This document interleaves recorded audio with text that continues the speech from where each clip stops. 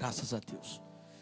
Bem, essa noite, ela é uma noite de milagre. Talvez você não precise de um milagre, mas só sabe o que é um milagre quem precisa dele. E nós nos reunimos aqui hoje, uma semana de feriado, muita gente viaja, porque nós acreditamos num Deus que é especialista em fazer milagres. Por mais difícil que esteja a situação, Deus pode. Vou repetir isso para você, para entrar na sua alma. Por mais difícil que seja a situação, Deus pode. Você não veio aqui por causa de igreja. Você pode até cultuar Deus dentro da sua casa. Você não veio aqui por causa de homens. Porque homens são limitados. Você veio aqui por causa do Senhor dos Exércitos. E nós sabemos em quem nós temos crido. O dia de amanhã é um dia para a cidade, para o estado do Rio de Janeiro, de muita gente que tem o seu Deus. E com todo respeito, eu estou aqui dizendo que é o Deus deles, em quem eles acreditam, é a quem eles se prostram. Mas nós já decidimos quem é o nosso Deus. Nós já sabemos a quem adorar. Nós já sabemos que o nosso Deus abre e ninguém fecha. Fecha e ninguém abre.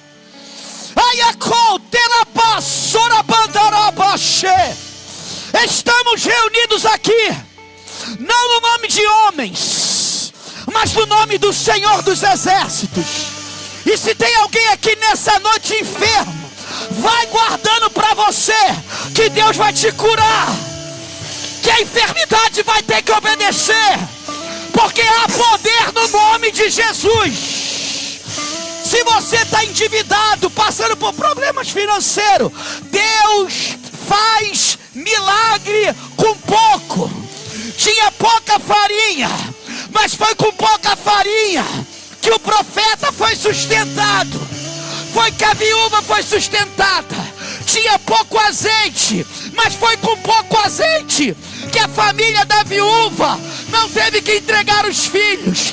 Deus tira a nossa provisão de lugares improváveis. Eu vou repetir. Deus tira o milagre da provisão. O milagre da provisão de lugares improváveis. O lugar que o homem diz não dá, Deus faz o milagre do lugar que o homem diz que não dá. Deus te trouxe aqui para viver o milagre.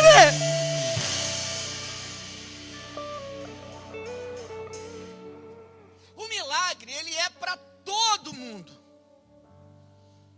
O milagre não é só para uma pessoa, o milagre é para todo mundo. Mas por que nem todo mundo vive o milagre? Porque o milagre depende da fé. O milagre não depende de condição financeira. Depende da fé. E se você tiver fé, como um grão de mostarda, bem pequeno, você poderia dizer para os montes saírem de um lugar e ir para o outro. É sinal que ninguém aqui tem a fé como um grão de mostarda. A nossa fé está até pequena, mas Deus quer acrescentar a sua fé hoje para você viver um milagre. Vamos abrir a Bíblia, por favor. No livro de segundo livro de Reis, Antigo Testamento, Segundo livro dos Reis, capítulo 20. A doença do rei Ezequias.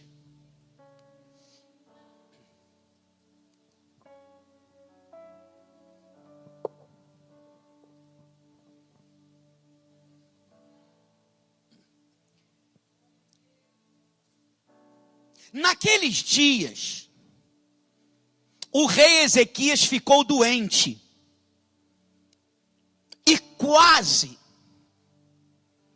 tem muita gente que está no quase perdeu, quase morreu o rei Ezequias. O profeta Isaías, filho de Amós, foi visitar o rei e disse assim para o rei: ó rei, Deus manda dizer algo para você. Acredito eu que o rei Ezequias deve ter criado uma expectativa de que o rei não morresse, ou pelo menos o profeta Isaías dissesse a ele que ele não ia morrer. Porém foi o contrário. E aí Deus manda o profeta dizer assim: ponha em ordem a sua casa, pois você vai morrer e não se recuperará. Quem disse isso foi Deus, através de um profeta.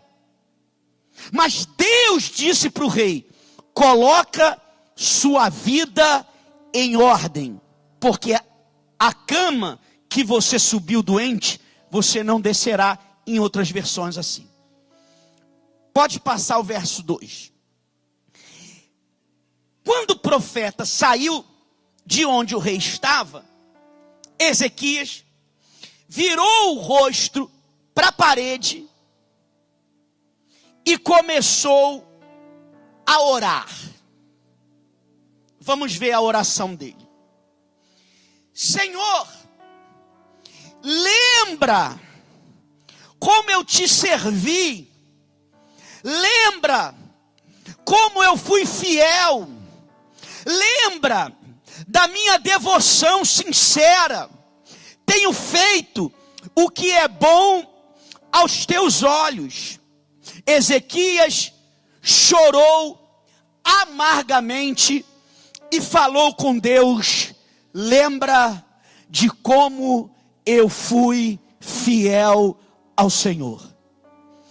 Antes de Isaías deixar o pátio intermediário, Isaías ainda estava em deslocamento para ir embora, veio a palavra do Senhor ao profeta Isaías: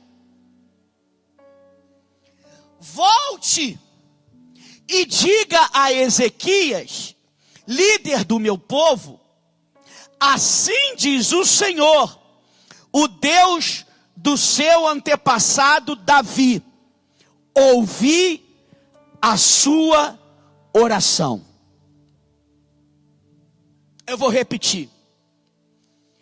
Deus deu uma ordem ao profeta Isaías que fosse até o rei Ezequias e dissesse a ele: arruma tua vida, porque tu vai morrer.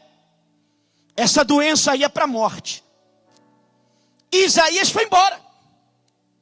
Só que enquanto Isaías estava saindo do palácio, Ezequias virou para a parede e começou a orar. Começou o quê? A orar. E na sua oração, ele faz menção a quem ele foi em Deus. O que ele fez para Deus. Todo o tempo que ele serviu a Deus, ele coloca nesta oração e chora. Aí Deus ouve a oração de Ezequias e fala para o profeta Isaías: volta lá no rei Ezequias. Vamos ler o texto.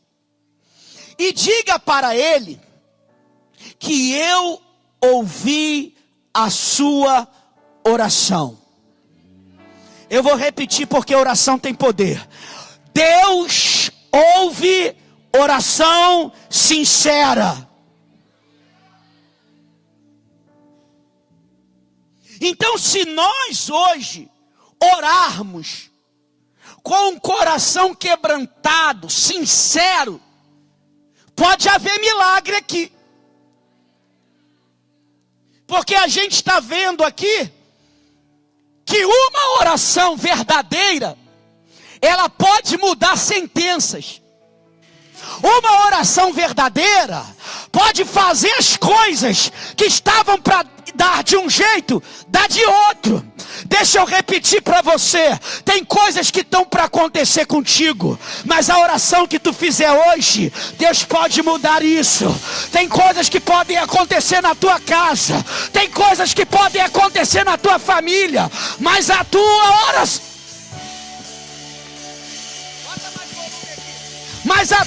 oração, a tua oração pode mudar as coisas lá na tua casa. Aleluia!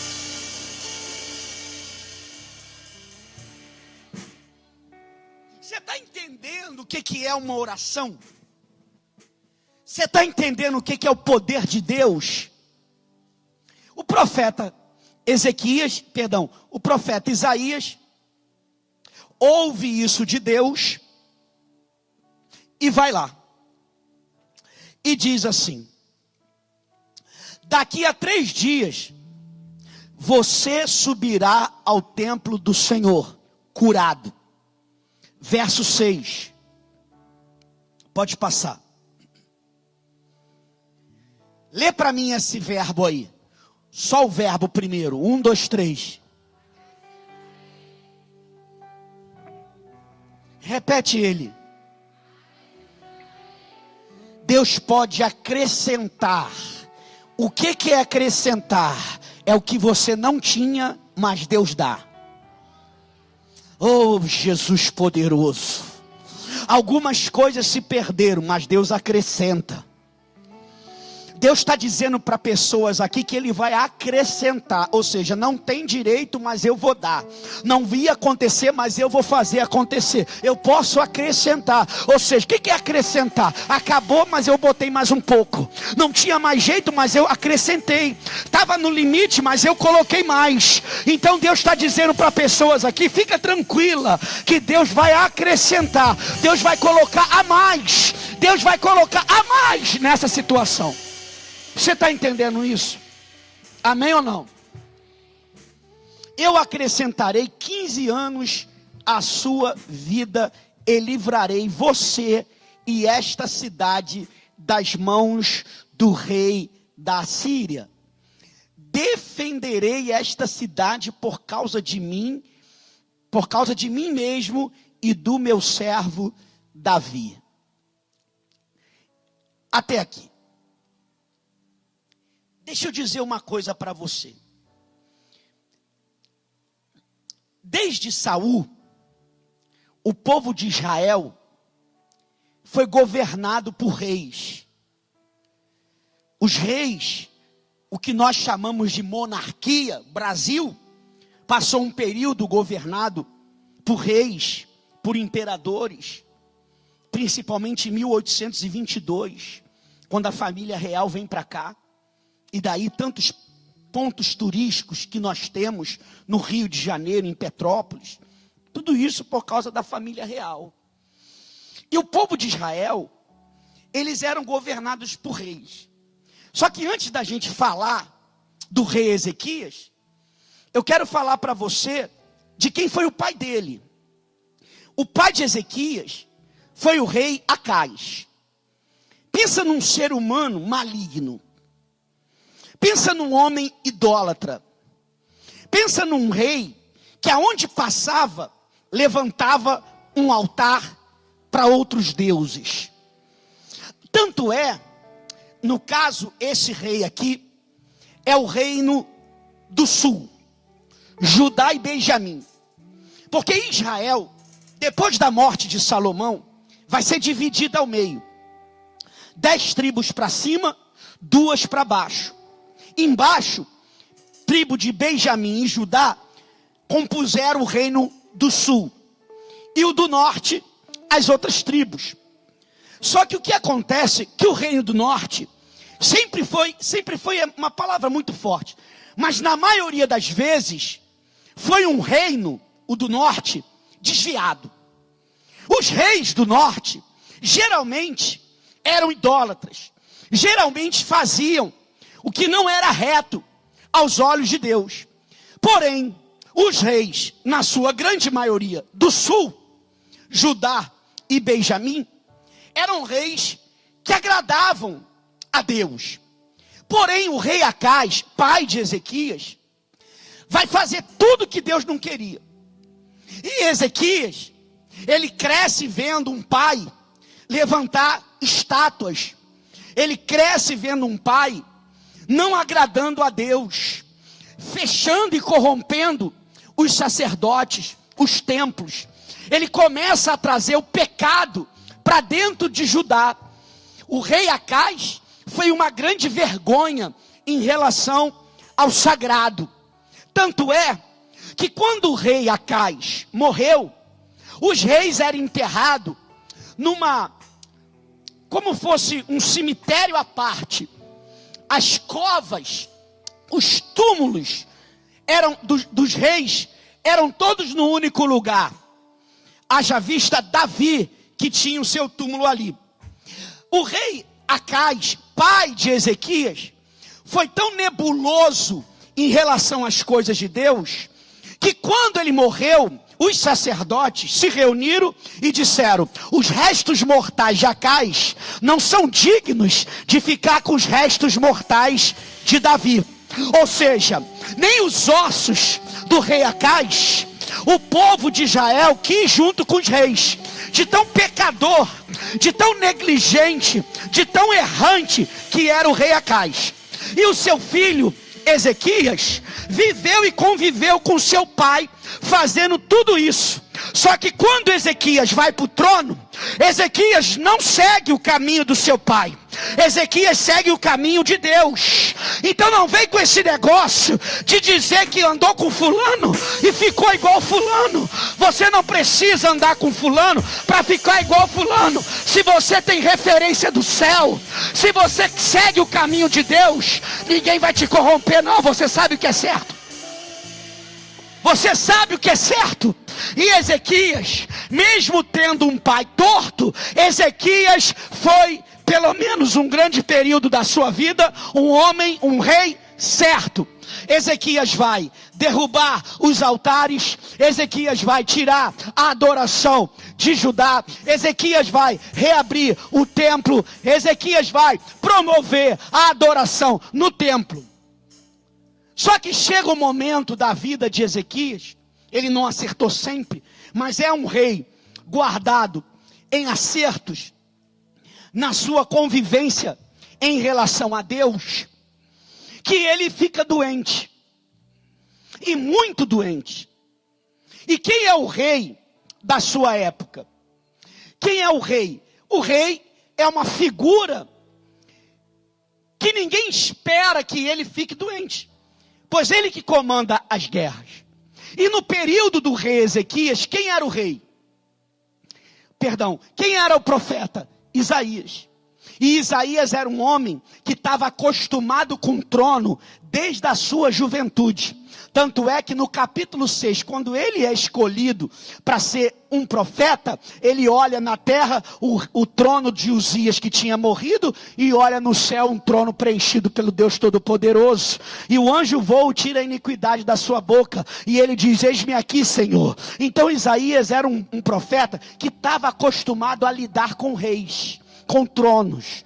Aí o profeta vai até Ezequias, dá uma profecia a ele. Dizer para ele que a doença que ele estava não tinha cura, ou que Deus não ia curar. Ou seja, Ezequias tinha uma sentença. E pior, uma sentença dada por quem? Por Deus. Quem falou que ele não ia mais viver? Deus. Quem falou que não tinha jeito para ele? Deus. terminaram os dias do rei Ezequias. Então o profeta Isaías, sem medo algum, chega para o rei Ezequias e diz: olha, coloca sua vida, sua casa em ordem, arruma a tua vida, porque tu vai morrer. Essa doença que você está é para a morte. E o profeta foi embora. Só que o rei Ezequias, ele tinha história com Deus. Ele tinha tido na sua vida, grande parte da sua vida, ele vai cometer algumas errâncias, principalmente no seu final.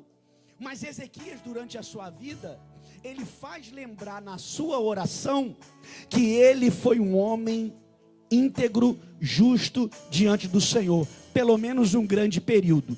E o poder desta oração faz com que Deus fale com o profeta Isaías: volta lá. Irmãos, deixa eu te falar um negócio aqui. Quem tinha dado a ordem que ele ia morrer não era Isaías, foi Deus. Deus disse: você morre com esta doença. Só que quando ele olha para a parede, o que ele fala na parede? Bem, a gente sabe o que ele fala, mas na sua alma ninguém vai saber. Ele chora amargamente e ele diz: Senhor. Pode voltar um pouquinho para a gente ver a oração dele aqui, por favor.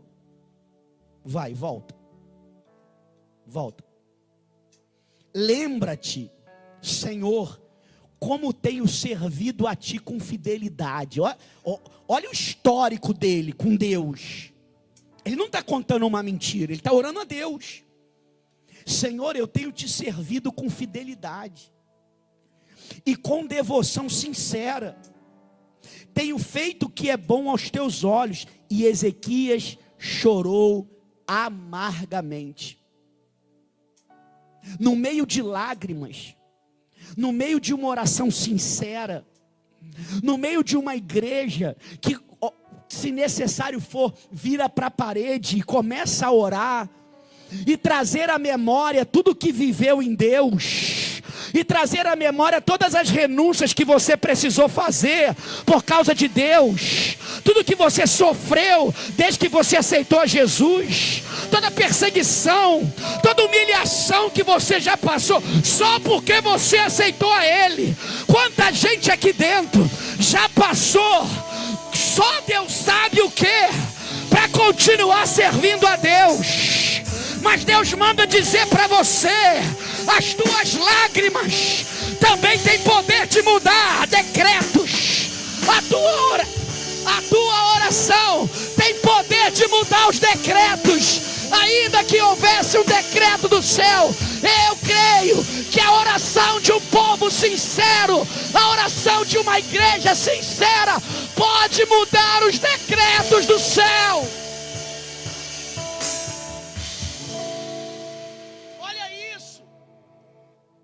Ezequias estava condenado à morte.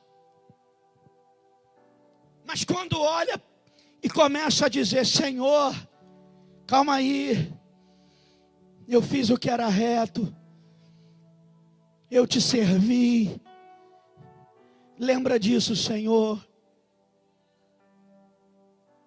Aí Deus vai falar com o profeta. Pode passar, filho.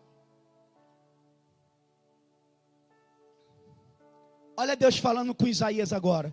Isaías, volta lá. Volta lá, Isaías. Aonde, Deus? Volta lá no rei Ezequias. Mas eu acabei de sair de lá. Volta lá. Mas para fazer o quê? Você não sabe o que a lágrima desse homem fez comigo. Numa linguagem humana, Deus dizendo: a lágrima dele, a oração dele mexeu comigo.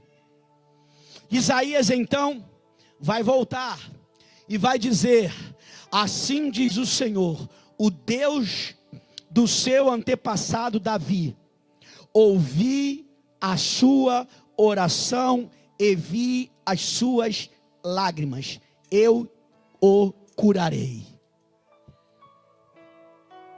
Tem voz para orar hoje?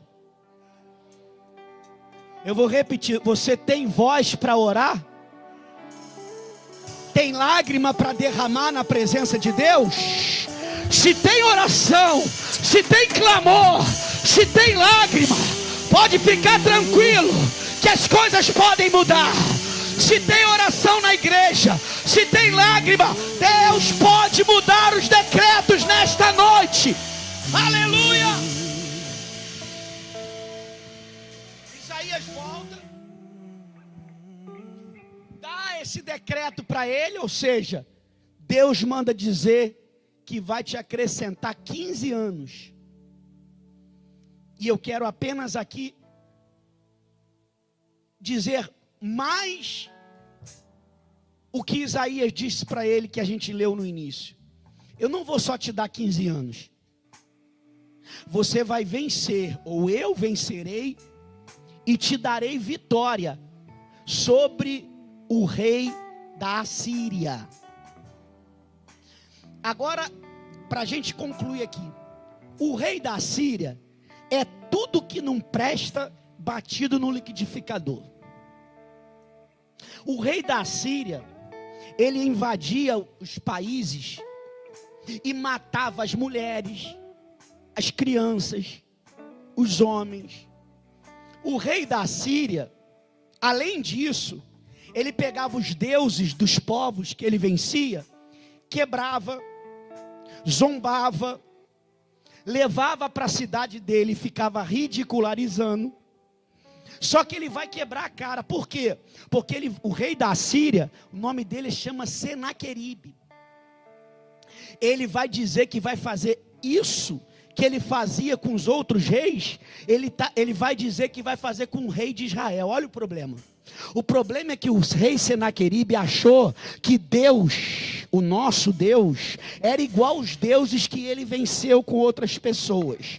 Sabe quantos soldados, homens de guerra, vão até Israel? 185 mil contra Israel. 185 mil. Ele vai mandar uma carta zombando de Deus. Essa carta vai ser entregue em cima das muralhas, e o rei Ezequias vai ler, e a carta é zombando de Deus de todos os preços. Só que tem uma coisa, ele chega a dizer, só para concluir, ele diz o seguinte: eu encontrei aqui um arqueoduto que leva água para vocês, vou tampar, e não vai ter mais água em Israel, e vocês vão ter que beber da urina e comer do excremento de vocês, porque não vai ter mais água. Olha o que o rei Senaqueribe falou. Só que saiba de uma coisa: só porque ele disse que o rei dos reis, o Deus que você serve, que ele ia destruir como ele destruiu os outros deuses, Deus vai mandar um anjo. Deus não vai mandar 2, Deus não vai mandar 10, Deus vai mandar um anjo, e com apenas um anjo, Deus vai derrotar 185 mil soldados. Só para Senaqueribe saber que Deus é Deus e não é como os outros que ele derrotou. Eu vim aqui nessa noite dizer para você que toda afronta que o rei Senaqueribe, enviado pelo diabo contra a tua casa, contra a tua família, toda afronta do diabo cairá por terra, será envergonhado, porque o nosso Deus é o Deus Todo-Poderoso. Ele derrota o rei Senaqueribe, ele é o Senhor dos senhores.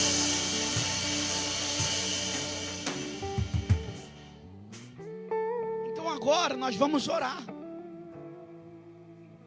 Nós vamos orar por quê? Porque o milagre, a única coisa que pode impedir alguém de viver um milagre é a incredulidade, é a falta de fé. Então o que você precisa para sair daqui curado? O que você precisa para conquistar o que você precisa? A fé. E o que é a fé, gente? A fé é a certeza quando a incerteza parece certa. A fé é uma convicção, é uma certeza quando a incerteza parece certa. Quando eu acho que vai dar errado, quando a incerteza ela tem peso, então eu uso a fé. Nós vamos orar, porque pessoas que entraram aqui hoje doentes vão sair curadas. Deixa eu repetir, porque você não está doente, aí você não deu glória a Deus, é normal, porque se tu tivesse, tu tinha dado um glória bem alto. Mas como tu sabe que tu acredita no milagre de quem está perto de você, eu vou repetir o que eu falei. Hoje quem entrou doente aqui vai sair curada. Quem entrou aqui com o diagnóstico que o médico falou, Deus vai mudar esse decreto, Deus vai mudar essa sentença. Nós acreditamos em milagre, nós acreditamos em cura, nós acreditamos no poder de Deus. E a quarta-feira tem que ser uma quarta-feira de poder, tem que ser uma quarta-feira de milagre. Deus, Ele está aqui hoje para curar. Deus está aqui hoje para salvar. Deus está aqui hoje para libertar. É nisso que nós cremos. É num Deus que liberta, é num Deus que transforma, é num Deus que salva, é num Deus que cura. Mas eu e você precisamos crer. É fácil crer? Não. Como é que o Senhor diz que não é fácil crer com tanta certeza?